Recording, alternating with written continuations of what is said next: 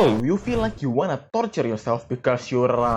Anyway, the rage game Getting Over It looks fun and can I run it with my old PC? Well, you came to the right place. Welcome to Techplained. Hello everyone, and today I will once again test out the old but hardworking GPU, the Intel HD Graphics 4600. In this video, you'll learn how well the old integrated GPU performs against the popular game Getting Over It with Bennett Foddy. And if you're interested, you can see the full specification of the Testbench right below the like button. Anyway, let's start the playlist.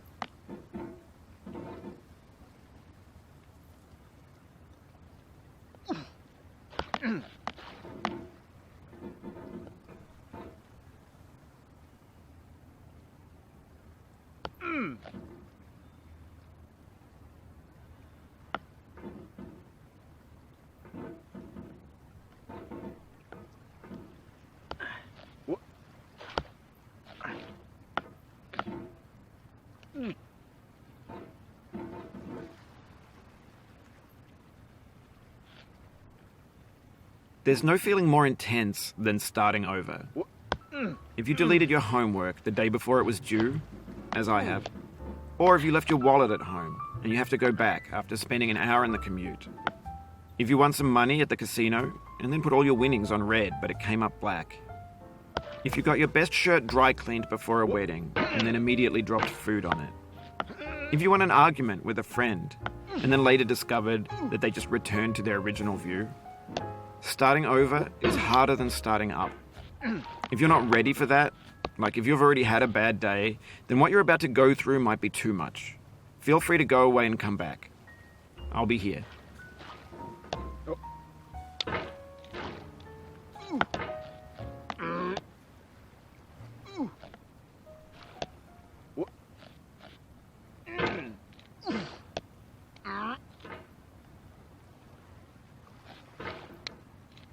Alright, thanks for coming with me on this trip. I'll understand if you have to take a break at any point.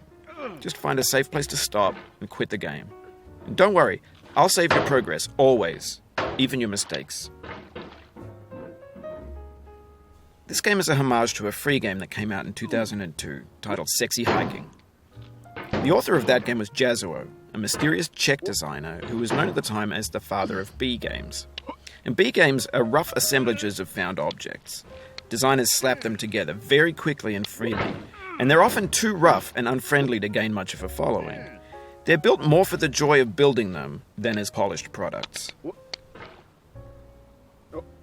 In a certain way, Sexy Hiking is the perfect embodiment of a B game. It's built almost entirely out of found and recycled parts, and it's one of the most unusual and unfriendly games of its time. In it, your task is simply to drag yourself up a mountain with a hammer. And that act of climbing, in the digital world or in real life, has certain essential properties that give the game its flavour. No amount of forward progress is guaranteed. Some cliffs are too sheer or too slippery.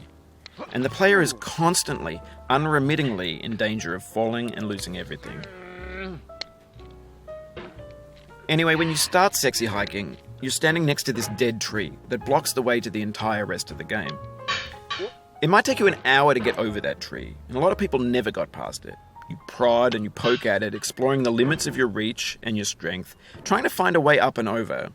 And there's a sense of truth in that lack of compromise.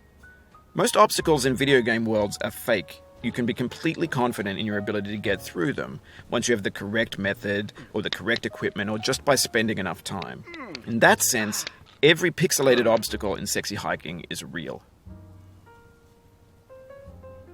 The obstacles in Sexy Hiking are unyielding, and that makes the game uniquely frustrating.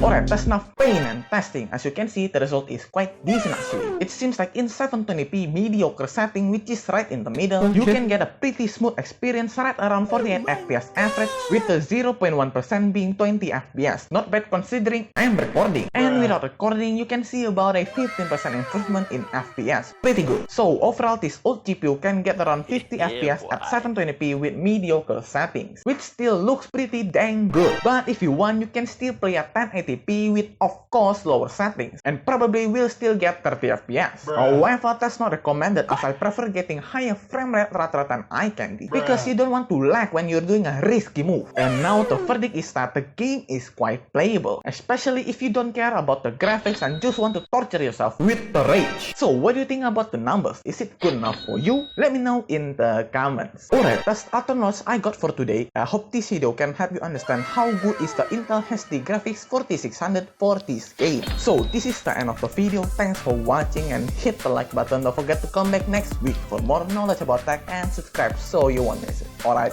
peace.